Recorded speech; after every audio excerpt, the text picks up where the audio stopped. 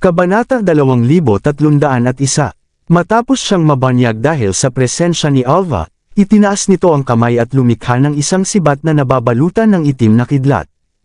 Ang mataas na uri ng espiritual na kayamanang ito ay naglalabas ng nakakatakot na aura.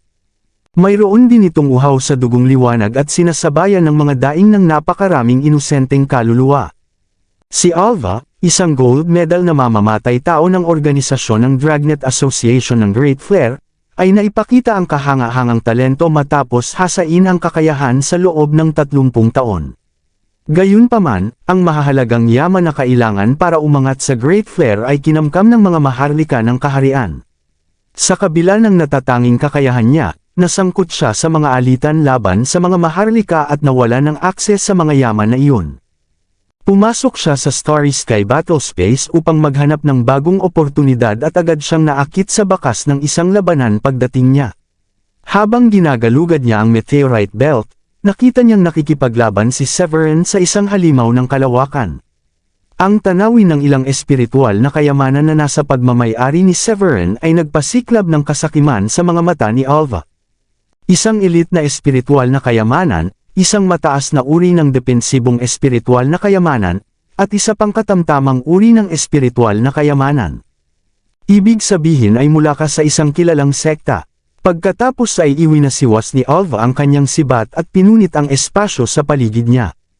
Sa isang mapanlate na tono, inutusan niya si Severin na ibigay ang mga kayamanan o haharap sa kamatayan. Tumawa lamang si Severin bilang tugon. Iyon ang unang pagkakataon na may sumubok na samantalahin ang kanyang kalagayan. Sa kabila ng likas na panganib ng Starry Sky Battlespace at ng kanyang pagiging maingat, ang kamakailan niyang laban sa halimaw ng kalawakan ay hindi sinasadyang nagbunyag ng kanyang presensya. Naging seryoso ang ekspresyon ni Severin habang kinilala niya ang kahanga-hangang pagtatago ng kanyang kalaban. Ang manatiling hindi natutuklasan sa loob ng 100 talampakang saklaw ay isang gawaing mahirap kahit para sa isang antas 7 o antas 8 Paragon. Nakakatakot isipin na maaaring nagtagumpay si Alva kung naging mas matyaga ito at kung kulang sa pambihirang pakiramdam si Severin. Napanginig si Severin sa ideyang iyon at nagpasalamat na lamang na hindi sinubukan ni Alva na agawin ang mga kayamanan habang nakikipaglaban siya sa halimaw ng kalawakan. Sa sandaling iyon, hinawakan ni Severin ang Scarlet Sky Sword at nagpakawala ng mabilis na atake ng liwanag ng espada na may dalang matinding layuning pumatay. Tinutok niya ito kay Alva na nakatayo ilang dosenang talampakan ang layo. Nang makita iyon, biglang nagbago ang mukha ni Alva at nagbanta na pagbabayaran iyon ni Severin.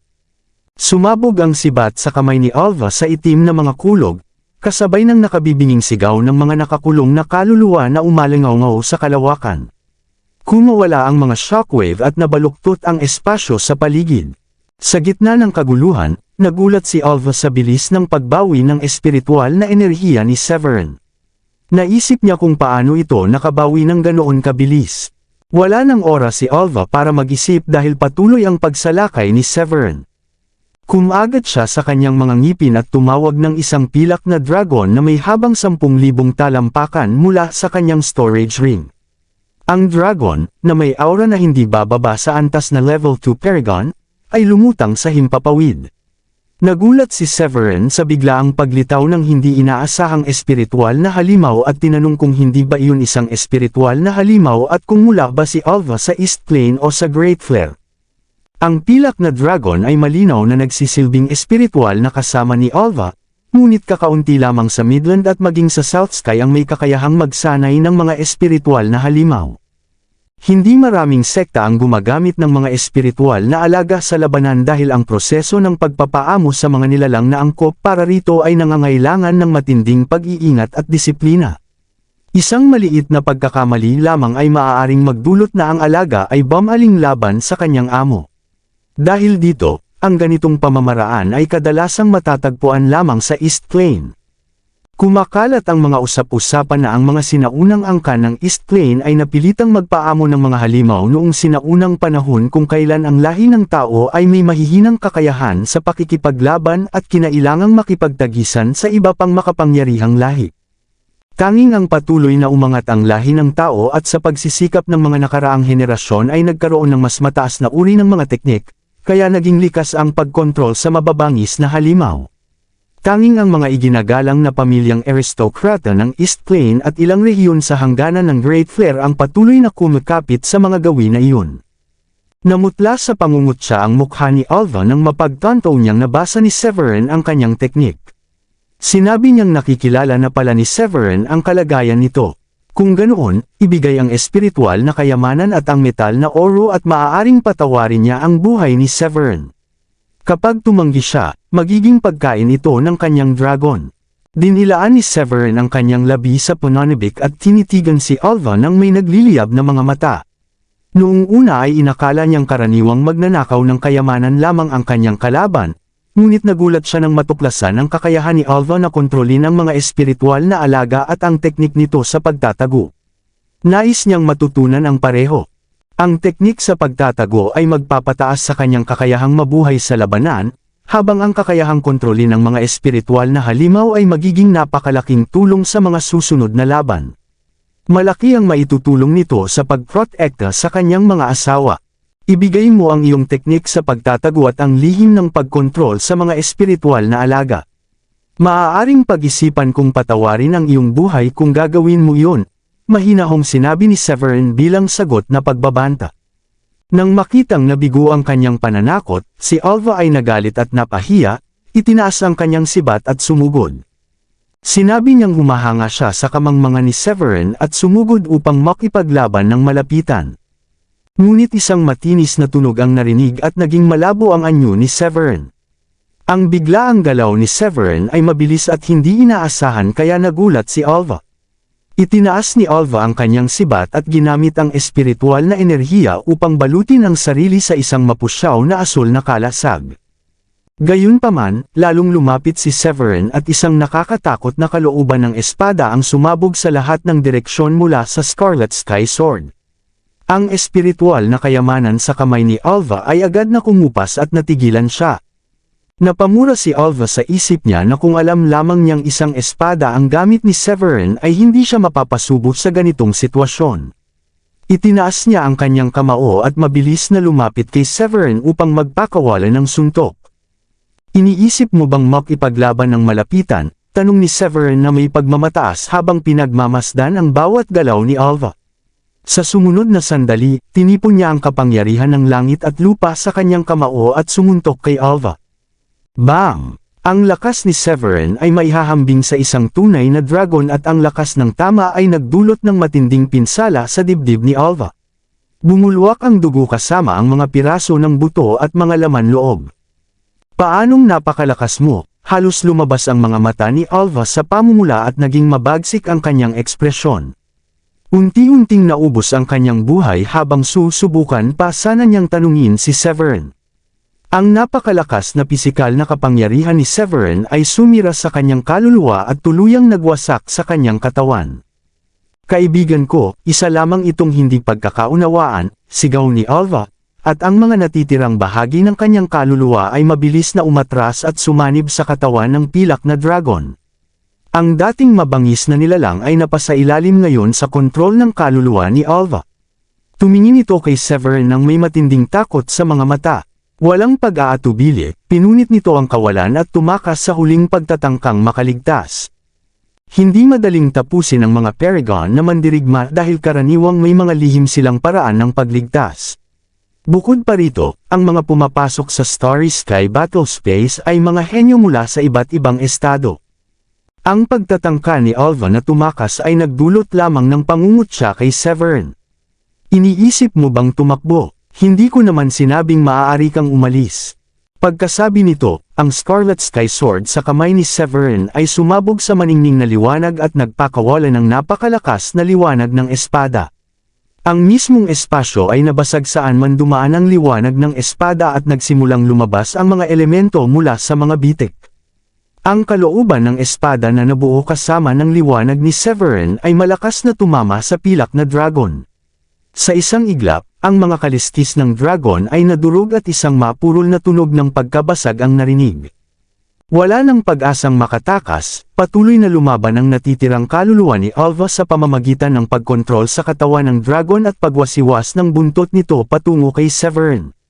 Lalong lumapad ang ngisi ni Severin at ang Green Shield ay naglabas ng maningning na liwanag na bumuo ng hindi matitinag na depensa laban sa pag-atake ng buntot. Isang maliit na shockwave lamang ang naging resulta.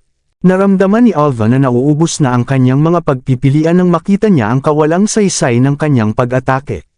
Tanging mga piraso na lamang ng kanyang kaluluwa ang natitira at kinailangan pa niyang hiramin ang katawan ng kanyang espiritual na alaga. Sa wala pang ikasampung bahagi ng kanyang dating lakas, kailangan niyang makatakas agad upang matiyak ang kanyang kaligtasan. Ngunit kinontrol ni Severin ang Scarlet Sky Sword at mabilis na lumapit upang tapusin ang laban. Sa kanyang kaliwang kamay, naghiwa siya pababa at nagpakawala ng libu-libong sinag ng liwanag ng espada. Kasabay nito, ang kanyang kanang kamay ay naglabas ng True Sun Fist na umapaw sa lakas ng enerhiya at dugo. Kahit na isang antas level 1 Paragon na gumagamit ng kanyang espiritual na dragon bilang sisidlan, hindi pa rin naging katapat si Alva ni Severin. Matapos pagulin ang kalaban, sinamantala ni Severin ang pagkakataon upang lumapit. Nagpakawala siya ng isang suntok na nagpira-piraso sa katawan ng dragon at winasak ang natitirang kaluluwa ni Alva, kaya tuluyan itong naglaho sa hangin. Nabatid ni Alva ang kanyang maling pagtataya sa sandaling harapin niya ang kanyang kamatayan. Ang kanyang husay bilang gold medal na mamamatay tao ng Dragnet Association ng Great Flare ay nakatuon sa malapitang pagpaslang at pagtakas. Karamihan sa karaniwang kalaban ay madaling bumabagsak sa kanyang galing at sa lakas ng kanyang espiritual na alaga. Kung may mas malakas na kalaban, maaari naman niyang gamitin ang escape sleep sa kanyang storage ring upang makatakas. Ngunit huli na nang mapagtanto niyang nagkamali siya ng pagtaya. Sa loob lamang ng ilang segundo, ginawa ni Severin na pira-pirasong kaluluwa si Alva na kinailangang umasa sa espiritual na alaga bilang sisidlan. Isa lamang itong walang saysay na pagtatangkang takasan ang hindi maiiwasan, sapagkat sa huli ay namatay din si Alva sa kamay ni Severin. Sa wakas, nakahinga ng maluwag si Severin habang nilamon ng mga elemento at ng Nine Heavens Gale ang nagkapira-pirasong kaluluwa ni Alva. Itinaas ni Severin ang kanyang kamay sa isang maayos na galaw at hinila palapit ang storage ring ni Alva.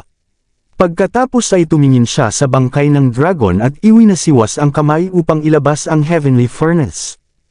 Ang walang buhay na katawan ng dragon ay mabilis na hinigop papasok sa Heavenly Furnace, at hindi nagtagal ay nakapagbuo si Severin ng ilang malalakas na pil mula sa lakas at dugo ng dragon. Habang tinitingnan ng mga pil na lumalabas mula sa pagan, nagbulong siya sa sarili na sapat na ang mga ito upang mapunan ang kanyang enerhiya at dugo. Bagamat hindi lubhang makapangyarihan ang espiritual na alaga ni Alva, katumbas pa rin ito ng isang antas level 1 Paragon na tao. Ang mga pil na pinino mula sa asensya ng dragon ay epektibo sa pagbabalik ng kanyang lakas at dugo sa ilang antas. Gayunpaman, dahil ang pisikal na katawan ni Severin ay maihahambing na sa isang mataas na uri ng espiritual na kayamanan, mas kaunti ang epekto ng mga pil sa kanya. Matapos itabi ang mga pil, ibinaling ni Severin ang atensyon sa bangkay ng halimaw ng kalawakan. Inilagay niya ito sa kanyang storage ring ng walang kahirap-hirap, at naniniwalang magiging kapaki-pakinabang ang iba't ibang bahagi nito sa hinaharap. Ang mga kaliskis ng halimaw, na kasing tibay ng mga espiritual na kayamanan, ay maaaring gawing mga sandata. Samantala, ang laman, asensya, at dugo nito ay labis na pinayaman ng kapangyarihan ng araw, buwan, at mga bituin kaya maihahambing sa isang antas 7 o antas 8 sangkap para sa alchemy. Huwag ding kalimutan na ginugol nito ang malaking bahagi ng buhay sa pagkain ng metal na oro. Ang mga posibleng gamit nito sa paggawa ng mga pil at sandata ay lubhang mahalaga. Nang malinis na ang larangan ng labanan, uminom si Severin ng 2 Grande Spirit Pills at umupo ng nakapulupot ang mga paa upang simulan ang pagbawi ng kanyang naubos na espiritual na enerhiya. Hindi nagtagal ay ganap na bumalik ang kanyang lakas, at kinuha niya ang storage ring ni Alva upang suriin ang mga nakuha. Madaling winasak ni Severin ang mga hadlang sa storage ring gamit ang kanyang malakas na banal na pandama. Lumitaw sa harap niya ang ilang antas 7 pil, 3 jade slip, at isang aklat ng pagsasanay kasama ang iba pang mga pil at 10,000 spirit stones. Isang mabilis na tingin sa mga antas 7 pil ang nagpakitang karaniwan lamang ang mga ito. Itinabi niya ang mga iyon sa kanyang storage ring at ibinaling ang pansin sa 3 jade sleeve. Matapos suriin ang mga iyon, napabuntong hininga siya at sinabi na mayroong organisasyon ng mga mamamatay tao mula sa Great Flare na kilala bilang Dragnet Association. Nakatago ang tunay na pagkakakilanlan ni Alva bilang mamamatay tao hanggang sa suriin ni Severin ang mga jade sleeve. Iyon ang nagpapaliwanag sa husay nito sa teknik ng pagtatago. Nakalapit ito sa kanya nang hindi napapansin sa loob ng 100 talampakan dahil doon. Kung naging mas mapagsamantala lamang ito, maaaring hindi niya agad natuklasan ang presensya nito. Kung nagpa siya si Alva na umatake ng palihim habang nakikipaglaban si Severin sa halimaw ng kalawakan, may posibilidad na hindi agad niya ito matukoy. Pinagsisihan sana ni Alva ang pagsayang sa ganoong kapakinabangan. Umiling si Severin at muling tiningnan ang mga jade sleeve ng may interes. Bukod sa pagkakatuklas sa tunay na pagkakakilanlan ni Alva, naglalaman din ang mga sleeve ng teknik sa pagkontrol sa mga espiritual na alaga na tinatawag na monster taming art. Mayroon ding mapa ng Starry Sky Battle Space sa mga nakuha, na nagpapakita ng mga lokasyon ng malalapit na kayamanan at oportunidad. Pagkatapos ay ibinaling ni Severin ang pansin sa isa pang manual. Nang buksan niya ang naninilaw na aklat, isang mahiwagang kapangyarihan na tinatawag na Void Concealment ang pumasok sa kanyang isipan. Pinapayagan ng kakayahang ito na itago ang kanyang espiritual na enerhiya at makihalo sa paligid. Kapag ganap na napag-aralan, maaari pa siyang maglaho sa mismong kawalan, na halos hindi matutuklasan kahit ng isang Royal Paragon. Dahil sa lahat ng iyon, isa itong napakahalagang kakayahan para sa palihim na pagkilos at pagpaslang. Kabanata 2305. Matapos maunawaan ang kaalaman ng Void Concealment, nagliwanag ang mga mata ni Severin at sumili ang ngiti sa kanyang labi. Napakaganda ng mga nakuhang ito. Nagningning ang kanyang mukha sa tuwa habang maingat niyang itinabi ang manual. Ang teknik ay ginagamit para sa lihim na pagpaslang, kaya naman nagkaroon ng lakas ng loob si Alva na targetin siya. Tutal, kahit ang mga mataas na antas na mandirigma ay nag-iingat sa malapitang labanan, at pinananatiling nakatago ng Void Concealment ang gumagamit habang tinatakpan ang kanyang aura. Natagpuan ni Severin na napakalaking pakinabang ng mga iyon. Sa malawak na kalawakan ng Starry Sky Battle Space, laganap ang mga henyo at nagkukubli ang mga panganib sa bawat sulok. Paminsan-minsan ay dumaraan ang Nine Heavens Gale at mga black hole, habang nagmamasid ang mga nakakatakot na halimaw ng kalawakan. Mahalaga ang maging maingat sa bawat hakbang.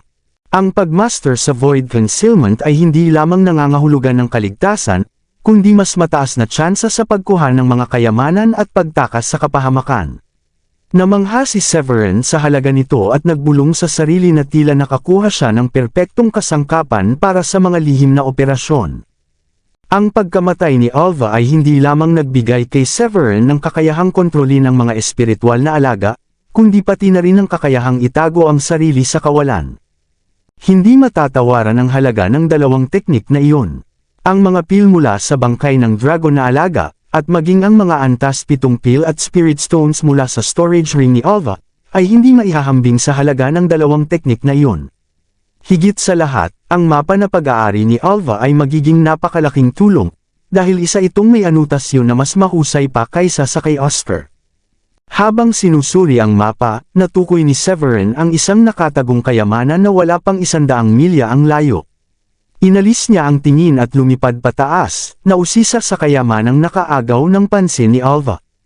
Matapos matukoy ang lokasyong pupuntahan, naging guhit ng liwanag si Severin at naglaho sa sinturon ng mga meteorite. Ilang sandali lamang ay narating niya ang kanyang destinasyon. Sa kanyang harapan ay nakatindig ang isang malawak at hindi pa natutuklas ang planeta na walang kapansin-pansing aura. Sinuri niya ang mapa at nakumpirmang iyon ang tinukoy na lugar. Ipinakalat niya ang kanyang divine sense sa buong planetang iyon at nakita ang isang kakaibang bagay sa gitna nito. Isang maliit na lawa ang naglalabas ng malakas na halo ng liwanag ng buwan at mga bituin, at ang eteryal na pilak na pag-ikot ay punong-puno ng asensya ng buhay. Hindi napigilan ni Severin ang kanyang pananabik. Isang buong lawa ng Lunar Duo. Ang Lunar Duo ay isang bihirang makalangit na kayamanan sa Starry Sky Battlespace. Ipinapanganak ito mula sa kapangyarihan ng buwan at mga bituin at karaniwang lumilitaw lamang minsan sa loob ng isang milenyo. Mayaman ito sa asensya ng buhay at hindi lamang nililinis ang katawan kundi pinapalakas din ang kaluluwa at nagpapagaling ng pisikal na sugat. Pinakamahalaga, pinapadali nito ang kaliwanagan at pag-unawa. Lalong tumindi ang pananabik ni Severin habang lumipad siya pababa sa planeta upang makita ang Lunar Duo. Habang pinagmamasdan ng sinaunang aura na ibinubuga nito, nasabi niyang hindi niya inasahang may ganitong kayamanan sa isang napakalayong planeta. Bumilis ang kanyang paghinga habang humahanga sa makalangit na liwanag ng Lunar Duo. Tinataya ni Severin na aabutin ng libu-libong taon bago mabuo ang hamog mula sa liwanag ng buwan at tuluyang maging ganap. Walang pag-aatubili niyang hinubad ang kanyang damit at lumubog sa tubig. Nang dumikit ang kanyang balat sa malamig na Lunar Duo, isang malakas na asensya ng buhay ang damaloy sa kanyang katawan. Dinala siya ng purong sigla at nabura maging ang pinakamaliit na peklat sa kanyang katawan.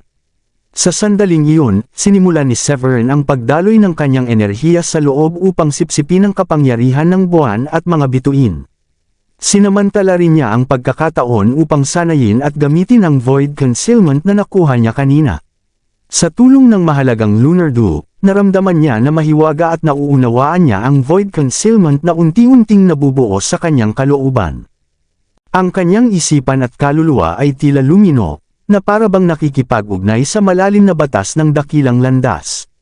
Lumitaw sa kanyang isip ang mga kasulatan at malinaw na nagpakita ng kanilang nilalaman. Sa sandaling iyon, isang mabangis na kalooban ng espada ang sumabog mula sa katawan ni Severin at naglabas ng nakakatakot na aura. Binalot siya ng mga kidlat at nagsimulang magningning ang isang makalangit na liwanag. Mayroon ding tatlong kulay na espiritual na apoy na tila nagpapaliyab sa kanyang buong pagkatao. Habang mas sumisipsip si Severin ng makalangit na kapangyarihan mula sa bukal, unti-unting lumino ang mga detalye ng void concealment. Ang dating magulong aura sa paligid niya ay dahan-daang hamina at naglaho habang nauunawaan niya ang teknik. Sa huli, naging payapa ang lawa at para siyang isang karaniwang tao lamang. Sa puntong iyon, tila bumalik si Severin sa kanyang pinakapayak na kalagayan, walang bakas ng kahit pinakamaliit na paggalaw ng espiritual na enerhiya. Nang masipsip niya ang huling bakas ng kapangyarihan ng mga bituin mula sa tubig, tila may malakas na ugong sa kanyang isipan habang tuluyang naunawaan ang masalimuot na kaalaman. Naabot na niya ang small success sa void concealment, at ang kanyang aura ay halos katulad ng sa isang ordinaryong tao matapos niya itong pigilan sa loob. Maging ang dating nag-uumapaw na lakas ng enerhiya at dugo na tila naglalagablab ay tuluyang napigil. Biglang iminulat ni Severin ang kanyang mga mata at tumayo mula sa tubig. Sa sumunod na sandali, sumabog ang kanyang aura bilang isang mid-stage level 3 Paragon at napunit ang paligid na espasyo. Pagkatapos ay itinaas ni Severin ang kanyang mga kamay at ikinuyom ang kanyang mga kamao. Mabilis na nag-ugnay ang kanyang mga kalamnan at tila kumislap sa kulay bronze na kahalintulad ng metal na oro. Nararamdaman ang pagtaas ng pisikal na lakas, basta na lamang siyang sumuntok ng mahina. Agad na sumabog ang kanyang kamao sa isang sonic boom, at winasak ang kawalan at lumikha ng bitik na ilang talampakan ang lapad. Masayang natawa si Severin at sinabi na muling lumakas ang kanyang pisikal na katawan at halos kasing tibay na ng isang mataas na uri ng espiritual na kayamanan. Magagawa na niyang salagin kahit ang mga elite na espiritual na kayamanan gamit lamang ang kanyang mga kamay. Ang pagsipsip sa Lunar Duo ay nagayos ng mga nakatagong sugat sa kanyang katawan at itinaas pa ang antas ng kanyang pisikal na anyo. Bawat selula ay sumipsip ng espiritual na enerhiya sa paligid at nagresulta sa nagliliyab na liwanag na parang banal. Kung ihahambing sa dati niyang kalagayan, naniniwala si Severin na kayanan niyang labanan kahit ang mga elite na espiritual na kayamanan gamit ang kanyang mga kamay. Ang pinaka-nagpaaya sa kanya ay ang pagmaster sa void concealment. Pinahintulutan siya ng banal na teknik na kontrolin ang kanyang aura, ayusin ang lahat ng galaw sa loob ng katawan, at pigilan ang enerhiya at dugo ng kanyang pisikal na anyo. Mula sa malayo, magmumukha siyang isang karaniwang tao. Walang makakakita sa tunay na lakas na taglay niya. Noong nakaraan, hirap pa si Severin na makipagsabayan sa isang level 5 Paragon kahit may malakas siyang pisikal na katawan at mahuhusay na espiritual na kayamanan. Ngunit ang bagong lakas na nakuha niya ay nagbigay sa kanya ng kumpiyansang talunin kahit ang isang level 6 Paragon. Hindi dapat maliitin ang unti-unting pag-unlad na iyon. Kahit isa siyang middle stage level 3 Paragon, ang pag-angat ng 3 yugto sa loob ng antas na iyon ay sapat na patunay ng kanyang pambihirang lakas sa mga henyo ng Blue Realm. Pagkatapos ng lahat, habang papalapit sa antas ng Paragon, lalong nagiging mahirap ang bawat yugto. Ang ibang mga henyo ay maaaring makalampas lamang ng 1 o 2 yugto sa pinakamainam. Dahil sa pagdagsa ng lakas na kanyang naramdaman, napuno ng tuwa si Severin at lalo pang naging kumpiyansa sa kanyang paglalakbay sa Starry Sky Battlespace. Itinaas niya ang ulo at sinuri ang paligid, at napansin niyang ang tubig sa lawa ay wala na ang dating kumikislap na kapangyarihan ng buwan at mga bituin. Bawat patak ng lunar dew sa lawa ay nasipsip na niya. Nang tumayo si Severin mula sa lawa, iwinasiwas niya ang kanyang braso at nakita ang kahanga-hangang kapangyarihan ng dugo at enerhiya na umaakyat sa langit. Nagdala iyon ng napakalakas na pisikal na puwersa na sumira sa kawalan sa kanyang harapan. Ang isang pagwasiwas ay tila may bigat na ilang libong libra, at sapat ang lakas upang durugan ang kawalan. Ang ganitong kapangyarihan kung ilalabas laban sa kalaban na kapareho niya ng antas ay maaaring ikamite nito. Naniniwala si Severin na sapat na ang isang suntok niya upang talunin ang isang kalaban na ang pinakamataas na lakas ay nasa level 4 Paragon, kahit pa ito ay isang talentado at malakas na individual. Kapag pinagsama sa kanyang mahiwagang kakayahan at mga espiritual na kayamanan, kahit ang isang level 6 Paragon mula sa Midland ay haharap sa napakahirap na laban. Ang pinaka-nagpasaya kay Severin ay ang kanyang pagmaster sa Void Concealment. Nakapigil ang kanyang aura sa sandaling iyon, at mula sa malayo ay wala siyang ipinagkaiba sa isang karaniwang tao. Walang makapagsasabing isa siyang mandirigma. Dahil sa kakayahang itago ang sarili, naniniwala siyang mahihirapan ang sinumang mas mababa sa level 7 o level 8 Paragon na matukoy siya sa loob ng 100 talampakang saklaw. Isa itong napakahalagang teknik para sa pagtakas o palihim na pag-atake. Nasiyahan si Severin at lumabas ng lawa. Mabilis niyang sinuot ang bagong kasuotan mula sa kanyang storage ring. Kinuha niya ang isa sa mga slip na nakuha mula sa singsing ni Alva at pinadaloy ang kanyang kamalayan dito. Isang makinang na larawan ng kalangitan na puno ng mga bituin ang lumitaw sa kanyang isip. Sinundan niya ang mapa, na tinukoy ang pinakamalapit na marka, at nakita niyang nasa ilang daang milya sa hilaga ng ligaw na planeta ang lokasyon. Matapos kumpirmahin ang direksyon, lumipad si Severin sa himpapawid. Ang kanyang anyo ay mabilis na humiwas sa hangin at lumikha ng malakas na sonic boom, na parang isang meteor na pumasok sa kalangitan ng mga bituin. Samantala, 100 milya ang layo mula sa planeta, inilabas ni Carl na nakasuot ng berdeng kasuotan ang isang mapa mula sa kanyang damit. Matapos tiyaking tugma ang paligid sa mapa, mabilis siyang lumipad patungo sa ligaw na planeta. Ilang daang taon na ang lumipas mula nang huling mabuksan ang Starry Sky Battlespace. Ang lunar dew na nakatago rito ay tiyak na dumami ng malaki. Maaari pa akong makagawa ng breakthrough sa level 2 Paragon kung masisipsip ko ang lahat. Iyon ang pagninilay ni Carl na puno ng pananabik.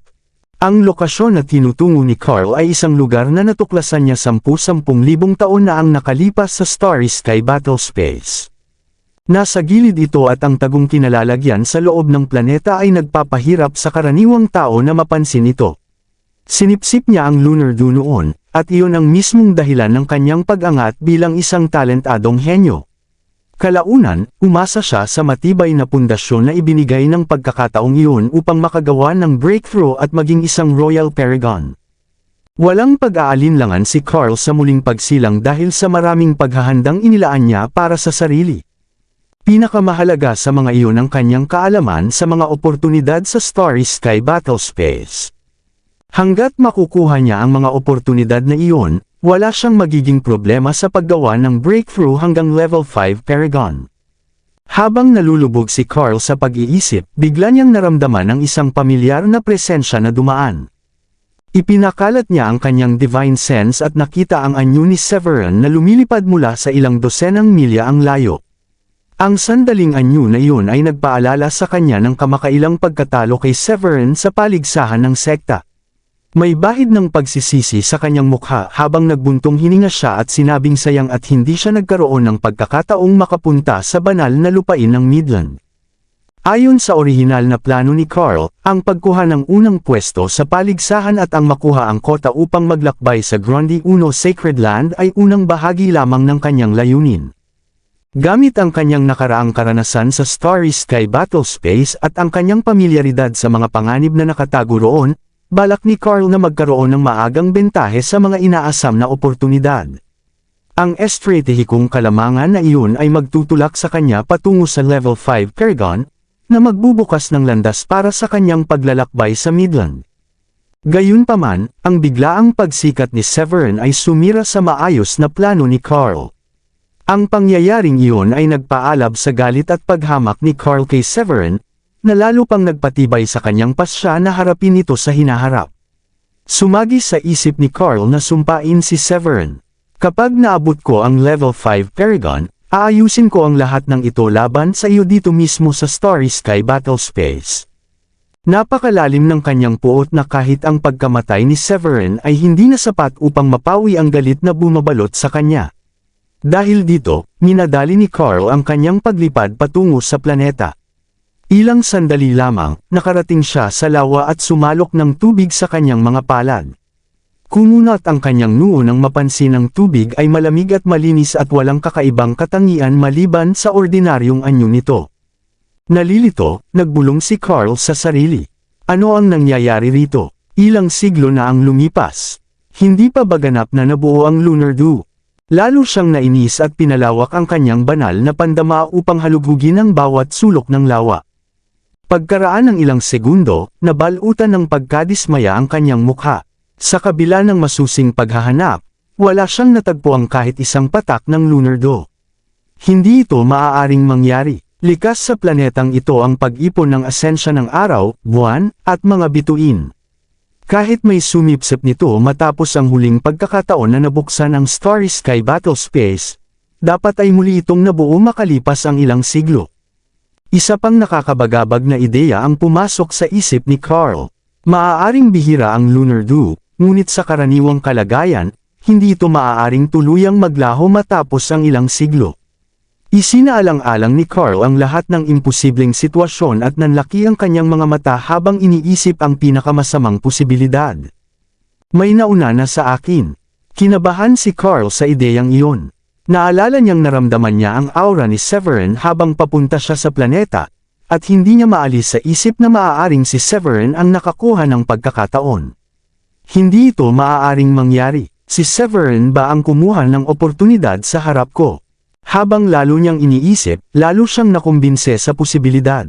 Sabay-sabay man silang pumasok sa wormhole, magkakahiwa-hiwalay naman ang kanilang pagdating. Para kay Carl, napakahirap tuklasin ng sinuman ang liblib at di kilalang planetang iyon. Gayunpaman, somehow ay nakarating si Severin sa parehong lugar kahit hindi nito alam ang presensya ng Lunar Dew. Dahil sa mga kaisipang iyon, mabilis na kumilos si Carl at lumipad sa kalangitan.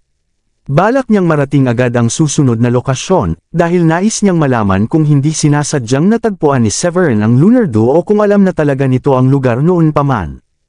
Iniisip ni Carl kung may natitira pa bang mga oportunidad para sa kanya sa kasalukuyang buhay. Noong nakaraan, sunod-sunod niyang ginamit ang mga oportunidad upang umangat at maging Royal Paragon, na nagpatatag sa kanya bilang isang makapangyarihang puwersa. Pagkatapos ng kanyang reinkarnasyon, ang kanyang estratehikong focus ay ang Starry Sky Battlespace. Kung magagamit ng iba ang lahat ng oportunidad doon, ang kanyang pag-angat patungong Level 5 Paragon ay tiyak na maaantala ng ilang taon kahit pa may talento siya. Hindi dapat maliitin ang pagitan ng ilang taon. Ang mas maagang pag-abot sa Royal Paragon ay magpapataas ng kanyang tsansa na mabawi ang rurok ng kapangyarihan, at marahil ay magbukas pa ng mga daan upang maabot ang antas ng Supreme Paragon. Kung hindi niya mababawi ang kanyang dating kaluwalhatian o makaaangat sa antas ng Supreme Paragon, magiging walang saysay ang kanyang muling pagsilang. Maraming salamat sa lahat ng sumusubaybay. Please subscribe and follow my YouTube and Facebook channel, Filipino Novel. Maraming salamat po. Kasabay nito, mabilis na tinahak ni Severin ang kalawakan ng hindi alam ang lungkot at pagkabalisa ni Carl.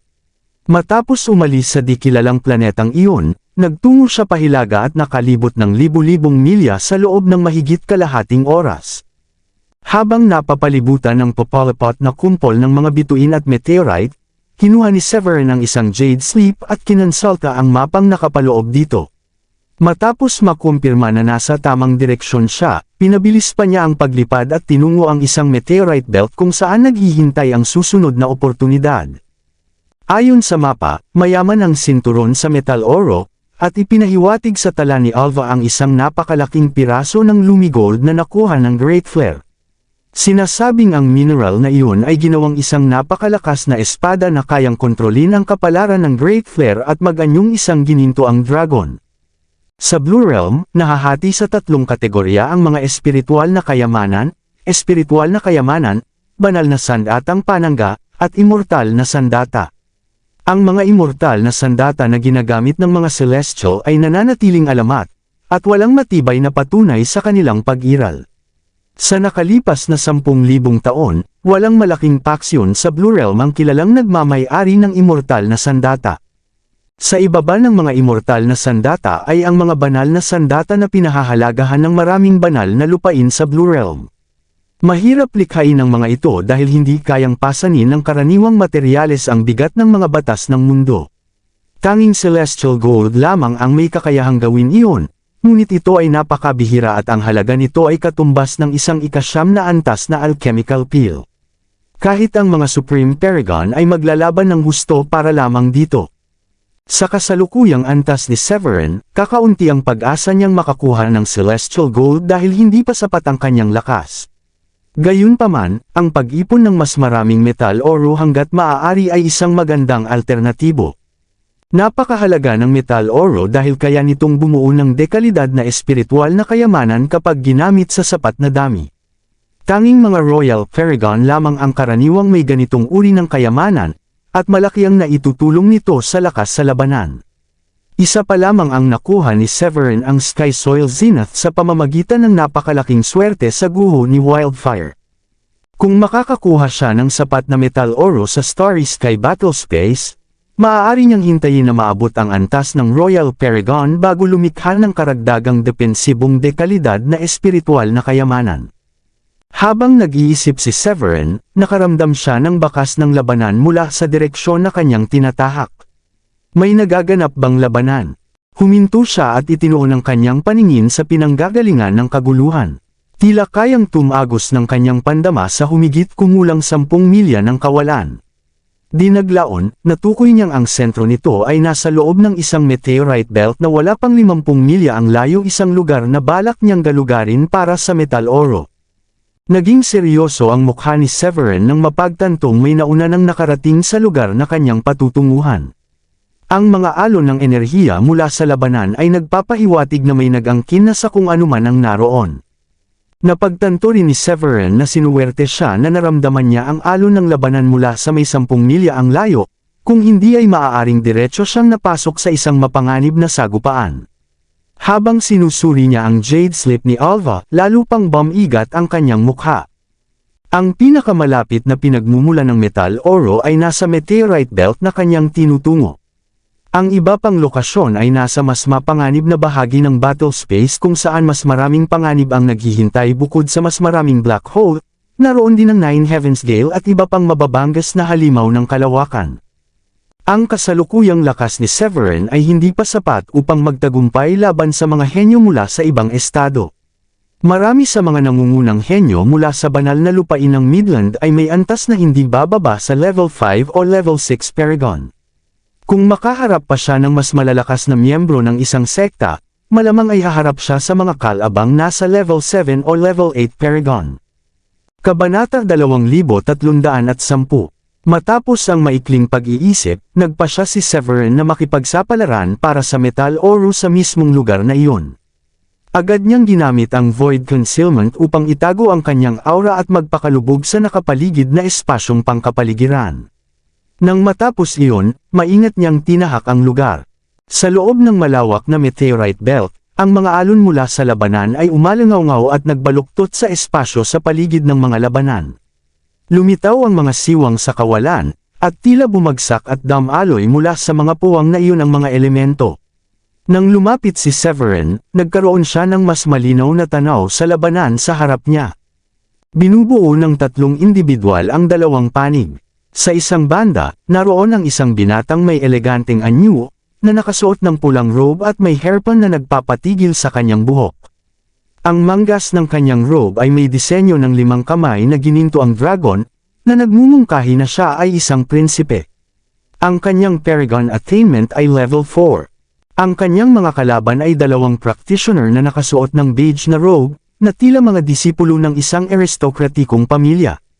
Ang isa sa kanila ay umabot na sa level 4 Paragon, habang ang isa pa ay level 3. Ang kanilang aura ay sumisiklab na parang araw na nagniningning sa langit.